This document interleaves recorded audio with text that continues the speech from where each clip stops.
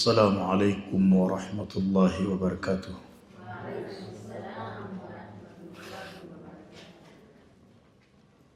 الحمد لله الذي بحمده يستفتح كل مقال وبذكره يصدر كل خطاب وبفضله يتنعم أهل الجزاء والثواب وباسمه يشفى كل داء وبه تكشف كل غمة وبلاء وإليه ترفع الأيدي بالتضرع والدعاء في الشدة والرخاء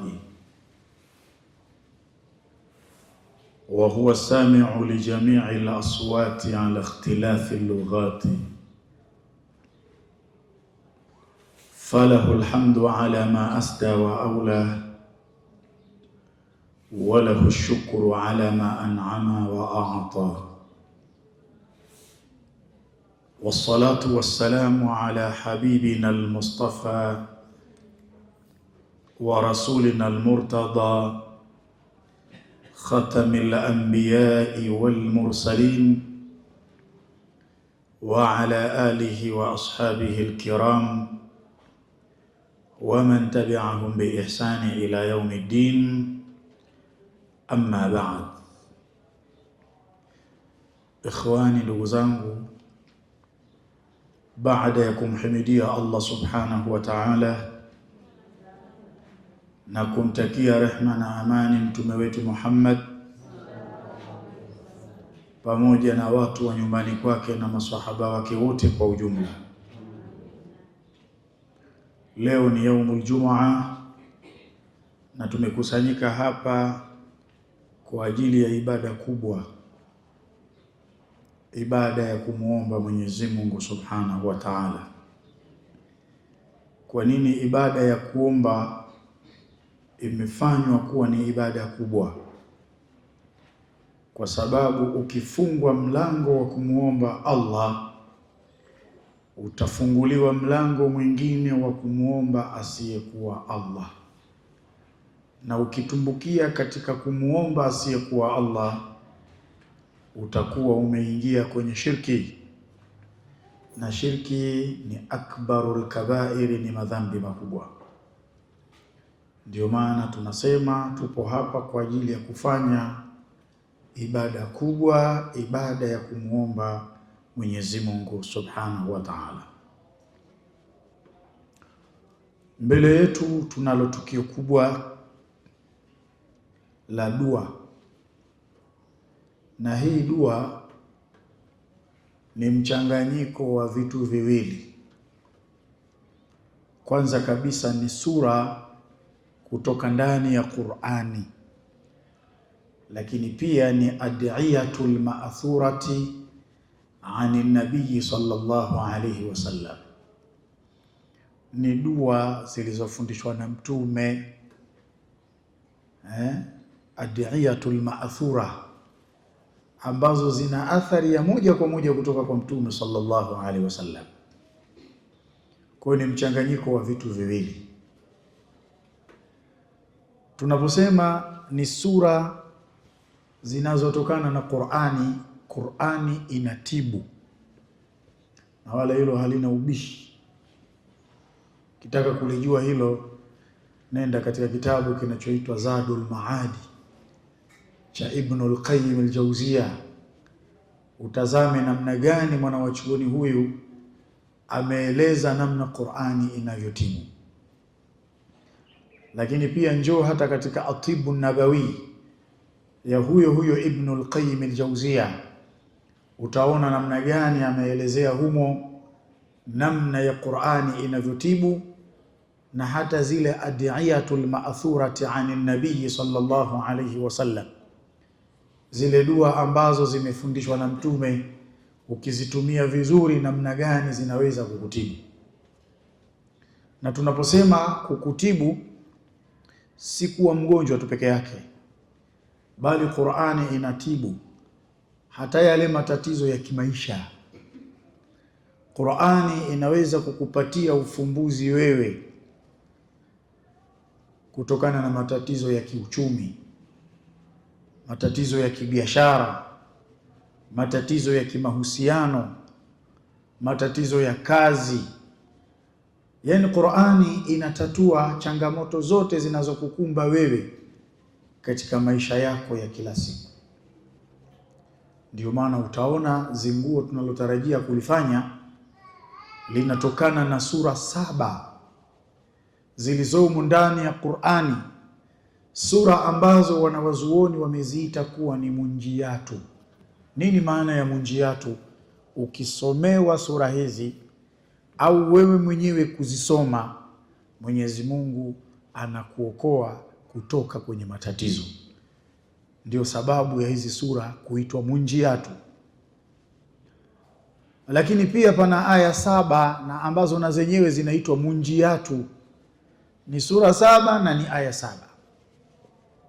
Na wala hakuna ubishi ya kwamba Qur'ani kuanzia mwanzo mpaka mwisho inatibu. Lakini pia kuna aya ambazo ni munasaba juu ya matatizo yanayomsibu mwanadamu. Ukizitumia aya hizo zinakwenda kuondosha matatizo ambayo ni munasaba na hizo aya. Wala hili halina ubishi hili. Sasa unapofanya matibabu yanayoenda sambamba na Qur'ani, usiwe na shaka, usiwe na wasiwasi, uwe na yakini kwamba ninalolifanya hili ndilo na lina msaada mkubwa kwangu mimi. Uwe na yakini. Nitakupeni kisa maarufu, na nasema ni maarufu kwa sababu katika kituo hiki nimekuwa nikikitoa mara kwa mara kisa hiki. Ni kisa au ni tukio lililomtokea mwanawachuoni Ibn Qayyim al-Jawziyya. Yeye mwenyewe yuwahadithia, anasema laqad marra bi waqtun bi Makkah al-Mukarrama, mimi niliwahi kupitiwa na wakati nikiwa katika mji mtukufu wa Maka. Anahadithia mwanawachuoni huyu, nimewahi kupitiwa na wakati nikiwa katika mji mtukufu wa Maka, saqimtu fihi, katika wakati huo niliugua. Tena katika maelezo yake mengine anasema ni ugonjwa ulikuwa ni mkubwa, alikuwa ni wa kutazamiwa, ima leo ima kesho anaweza akaaga dunia. Maradhi yalikuwa ni makubwa mno. Anasema saqimtu fihi, niliugua katika kipindi hicho. Nimezungushwa kwa madaktari na nimepewa dawa chungu mzima. Falam ajid tabiban wala dawaa, lakini sikupata daktari wa kunitibu wala sikupata dawa ya kuniponya. Fakuntu ualiju nafsi bilfatiha, anasema mimi mwenyewe nikaamua sasa kujitibu, lakini kujitibu kwenyewe nikawa nikiitumia ile suratul Fatiha hii ambayo tunaisoma kwenye swala zetu kila siku mara 5. Anasema fakuntu ualiju nafsi bilfatiha, mimi mwenyewe nikawa ninajitibu kwa kutumia suratul Fatiha.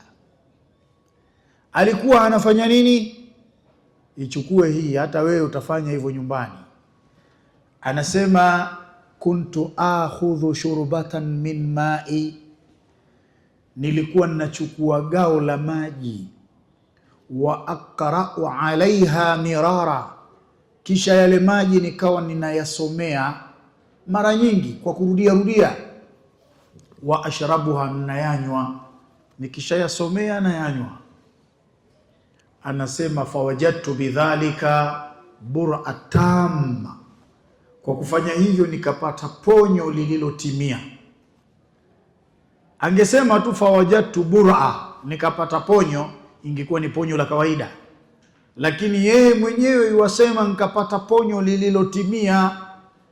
Yani namna alivyokuwa anajihisi nikana kwamba hakuwa na maradhi, namna alivyokuwa anajihisi. Maana leo mtu unaweza ukapona hovyo hovyo tu, ukiulizwa unasema afadhali bwana, pata nafuu bwana, Lakini yeye kupitia surati al-Fatiha anasema fawajadtu bidhalika bur'atam, kwa kufanya hivyo nikapata ponyo lililotimia.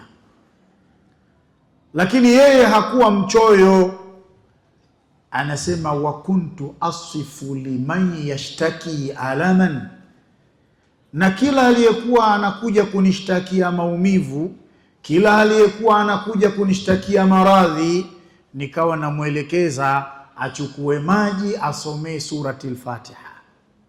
Mwanachuoni huyu anaeleza, anasema wengi wakawa wanapona haraka, sio kupona tu, wengi wakawa wanapona haraka kwa kupitia surati al-Fatiha. Sasa utashangaza sana ikiwa wewe utaitilia mashaka Qur'an, kwamba Qur'ani haiponyi. Utakuwa unashangaza sana. Kina mama, naombeni mtulie hapo mbele. Ikiwa unaitilia mashaka Qur'ani, utakuwa unashangaza sana. Kinachotakiwa ni kuwa na iman, ni kuwa na yaqini. Mtapona tu kupitia Qur'an. Huyu Ibnul Qayyim al-Jawziyya wakati anafanya research ya aya hii iliyoko katika suratul Hashri, aya ambayo Mwenyezi Mungu Subhanahu wa Ta'ala anasema law anzalna hadha al-Qur'ana ala jabalin, lau tungeiteremsha Qur'ani hii juu ya mlima, la ra'aitahu khashi'an mutasaddian min khashyati llah, ungeuona mlima unanyenyekea, unapasuka pasuka vipande kwa kumuogopa Mwenyezi Mungu Subhanahu wa Ta'ala. Ni ajabu leo mwanadamu akisomewa Qur'ani anakosa unyenyekevu. Akisomewa Qur'ani haimuachii athar.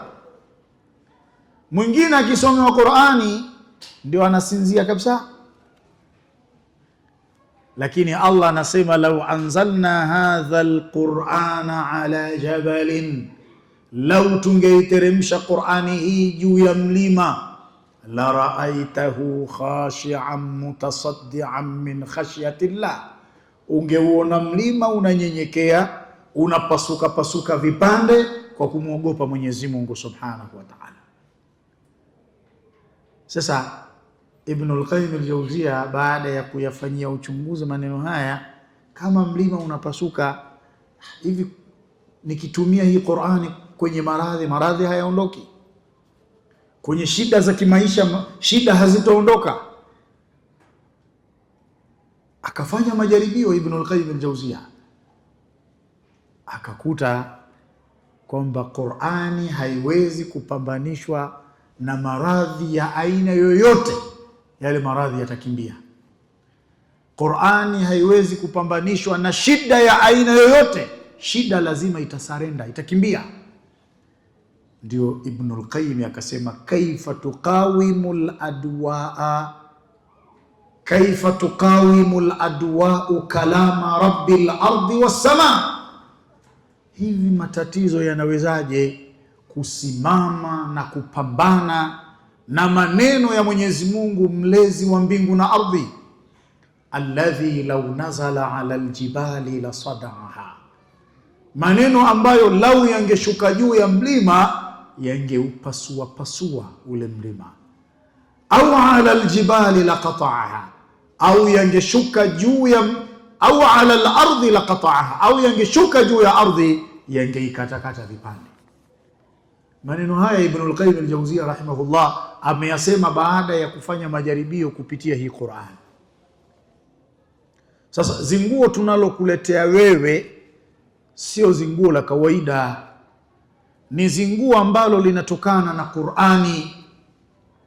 Na hii suratul Fatiha aliyoitumia Ibnul Qayyim al-Jawziyya rahimahullah ndio sura ya kwanza kabisa katika zile sura 7 ambazo zinaitwa munjiyatu.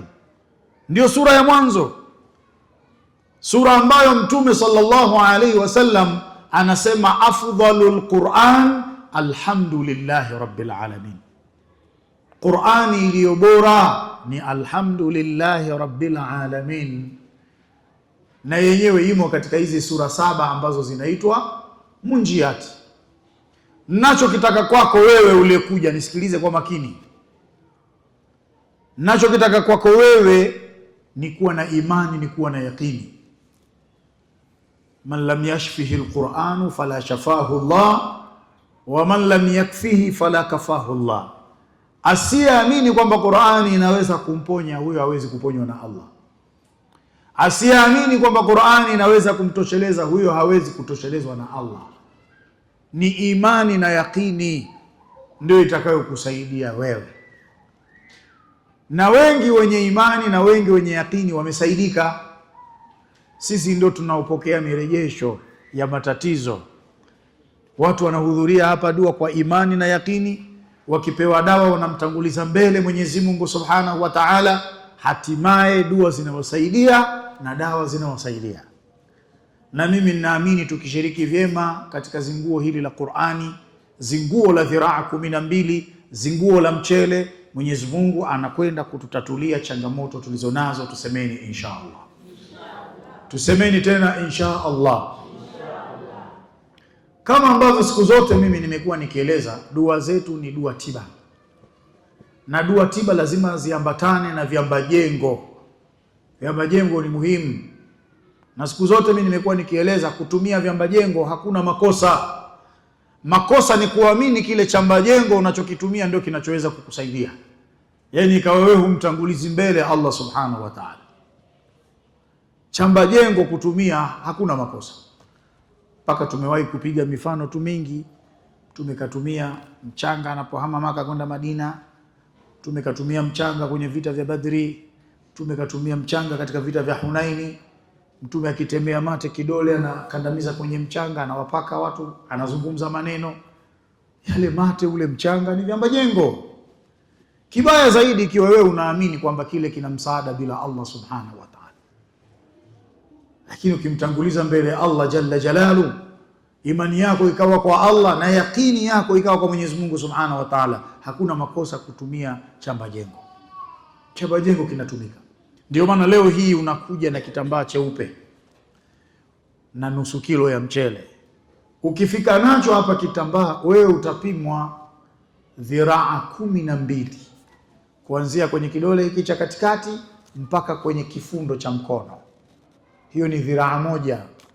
Akirudia mara 2, dhiraa 2, atakwenda mpaka mara 12. Zinaunganishwa zile dhiraa.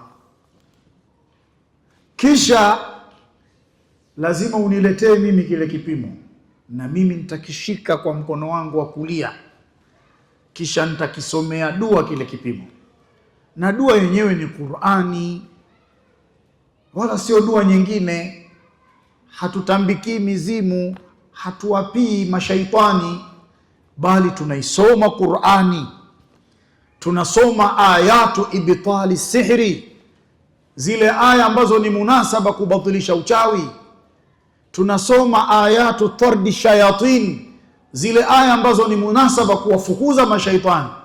Tunasoma ayatu halli liluqad, zile aya ambazo ni munasaba kufungua mafundo ya kichawi. Na aya nyinginezo mfano wa hizo tunasoma, tumeshika zile dhiraa 12. Kisha baada ya kusoma zinafungwa zile dhiraa 12, wewe mwenyewe unapewa sasa uende ukazilalie. Mtu mwingine anasema unalalia, mtu anaweza kadhani ni shirki kulalia. Kulalia si shirki. Matibabu kama haya na yanofanana na haya aliyafanya Mtume sallallahu alaihi wasallam. Alipoiandika barua kisha akampa sahaba wake Abu Dujana, akaenda kuilalia. Ikawa ni sababu ya ile barua kuwaangamiza wale mashaitani wa kijini. Sio kulalia barua, kalalia dua ndio umefanya shirki. Imani yako ni nini? Imani yako ile ni dua. Imani yako ni nini? Unatawakkal kwa Allah. Imani yako ni nini? Yale maneno ya Mwenyezi Mungu yanakuweka karibu na Allah. Umetawasal kwa Allah, inakuwa ni sababu ya Mwenyezi Mungu Subhanahu wa Ta'ala kukuondolea matatizo ulionayo. Kwa hiyo tunasema ukishakuwa umepima, zimesomewa, nenda kalalia. Siku ya dua yenyewe unakuja nazo hapa. Ukishakuja nazo hapa, ikunje vizuri, ikalie sawa sawa na makalio yako. Ukishaikalia muelekee Allah subhanahu wa ta'ala, mwambie Mwenyezi Mungu, naelekea kwako katika hii siku njema na katika hii saa yenye baraka, na huenda ndio ikawa ni saa ya majibu ya dua yangu. Ya Rabbi, nimekuja hapa ninasomewa zinguo linalotokana na Qur'ani tukufu, sura 7 Munjiyat na aya 7 Munjiyat, na dua ambazo amezifundisha mtume wako Muhammad sallallahu alaihi wasallam. Nasomewa, nia yangu mimi kusomewa dua hii ni kuuzingua mwili wangu juu ya matatizo nilionayo, na izingua milango yangu ya mali, milango yangu ya afya, milango yangu ya biashara, kazi, na uzingua mwili wangu uwe mwepesi kwa jambo lolote nitakaloliendea la kimaisha. Nazingua mwili wangu upate nuru na mvuto. Unanuia, tutapeana fursa kabla ya dua kuanza, kila mmoja atie nia inayoambatana na dua. Manake haya maneno unanuia ndio dua yenyewe hiyo. Kisha dua itaanza kusomwa, umekalia zile dhiraa 12. Tukimaliza mlango wa kwanza, manake milango iko 7. Kumaliza mlango wa kwanza, unapewa fursa ya kujadidi nia, una renew, unanuia upya. Wakati huo watakuwepo vijana wanakupigeni kwa zile punje za mchele. Hiyo ndo kazi ya huo mchele tunaokuambia uje nao, unapigwa nao, unatoka kwa dua. So unashangaa kurushiwa mchele. Mtume aliwarushia makafiri mchanga. Sema ile dua aliyosoma Mtume ilikuwa ni ya kuwaangamiza wale makafiri, lakini sisi dua tunazozisoma na unarushiwa ule mchele ni ya kukutibu wewe, ni ya kuondosha matatizo. Sasa usishangae eti kurushiwa, ni kitu cha kawaida. Mtume anashuka kwenye farasi wake katika siku ya vita vya Badri, huku akitamka maneno sayuhzamul jam'u wa yuwalluna dubur, kundi la makafiri litasambaratishwa na wao watageuka wakitupa mgongo hali ya kuwa ni wenye kukimbia. Anayatamka maneno haya Mtume, anashuka ardhini, kisha anachukua gao la mchanga, anasema shahatil wujuh, anarusha kuwarushia makafiri. Ule mchanga uligeuka ukawa ni silaha ya kuwaangamiza makafiri, kama ambavyo mchele utakaorushiwa wewe utakuwa ni silaha ya kuangamiza uchawi, itakuwa ni silaha ya kuangamiza mashaitani, itakuwa ni silaha ya kuangamiza hasadi pamoja na vijicho. Ndivyo ilivyo. Maswahaba 313 wakawazidi watu 1000. Ndio Mwenyezi Mungu akamwambia Mtume, wama ramaita idh ramaita walakinna Allah rama, na haukutupa ewe Muhammad, haukutupa ule mchanga ule. Ulipoutupa ule mchanga, Mwenyezi Mungu ndiye aliyetupa. Maana yake nini? Ule mchanga uliwafikia makafiri wote 1000 kwa msaada wa nani? Wa Mwenyezi Mungu. Kama ambavyo sisi zile punje za mchele zitatoka na zitakwenda kuyasibu matatizo mlionayo kwa msaada wa Mwenyezi Mungu Subhanahu wa Ta'ala. Kwa hiyo wewe mwenyewe kutengeneza nia yako kumuelekea Allah Subhanahu wa Ta'ala kwa ikhlasi na kwa nia iliyokuwa ya kweli. Kwa nini usifanikiwe ukifanya hivyo? Utafanikiwa biidhnillah tabaraka wa Ta'ala. Kwa wale ambao hawajaja kupima dhiraa, waje na nusu kilo zao za mchele wapime, kisha nitazisomea dua zile dhiraa 12. Utapata fursa ya kwenda kulalia mpaka ile siku ya dua. Lakini pia zoezi hili linaambatana na kombe linaloitwa kombe la dhahabu na fedha. Limeitwa hivyo kwa nini? Kwa sababu ndani ya Qur'ani kuna aya ambazo Mwenyezi Mungu anazungumzia dhahabu na fedha. Ndani ya Qur'ani zimeandikwa zile aya zote kwa nia ya kumuomba Mwenyezi Mungu na nyinyi akupandisheni hadhi, akupeni thamani kama ambavyo fedha ilivyo na hadhi na ilivyo na thamani, kama ambavyo dhahabu ilivyo na hadhi ilivyo na thamani. Akufungulieni milango ya riziki kupitia kombe hili. Ni maneno ya Mwenyezi Mungu Subhanahu wa Ta'ala. maneno ambayo Mwenyezi Mungu Subhanahu wa Ta'ala anasema tibyanan likulli shay'in, ni ufafanuzi, ni ufumbuzi, ni suluhisho la kila kitu. Sio kumjulisha mtu tu akajua ataswali vipi, atatoa zaka vipi, atafunga vipi, atakwenda kuhiji vipi. Sio hivyo peke yake, bali ni ufumbuzi wa kila kitu, ni ufafanuzi wa kila kitu. Namna gani unajitibia, namna gani unapambana na wachawi, namna gani utapambana na mashaitani wa kijini, vipi utaiondosha hasadi pamoja na vijicho. Tibyanan likulli shay, ni ufafanuzi wa kila kitu. Tena Allah anasifu mahala pengine, anasema la yaatihi albatilu min baini yadayhi wala min khalfihi. Qur'ani haikaliwi na batili mbele yake wala nyuma yake. La yaatihi albatilu min baini yadayhi wala min khalfihi, haikaliwi na batili mbele wala nyuma. Hii Qur'ani hii, na uchawi ni batili, mashaitani ni batili. Mtu akikuhusudu hasadi ni batili, akikupiga kwa kijicho, kijicho ni batili. Inatumika kwa ajili ya kuyaondosha hayo. Ndio maana tumeandika hizi aya za Qur'an. Sasa hili kombe hili tumesema kila siku ya Alhamisi na kila siku ya Ijumaa kama ya leo na Jumamosi kama ya kesho na Jumapili, kila mmoja anapata fursa ya kuja kulishika hili na kumweleza Mwenyezi Mungu shida zake kupitia maneno yake matukufu. Tena unamwambia Allah Subhanahu wa Ta'ala, hii Qur'ani ni ufumbuzi wa kila jambo. Mimi nina jambo kadhaa linanitatiza na nimekushazunguka sana, nataka kombe hili liwe ndio ufumbuzi wa tatizo nililonalo mimi.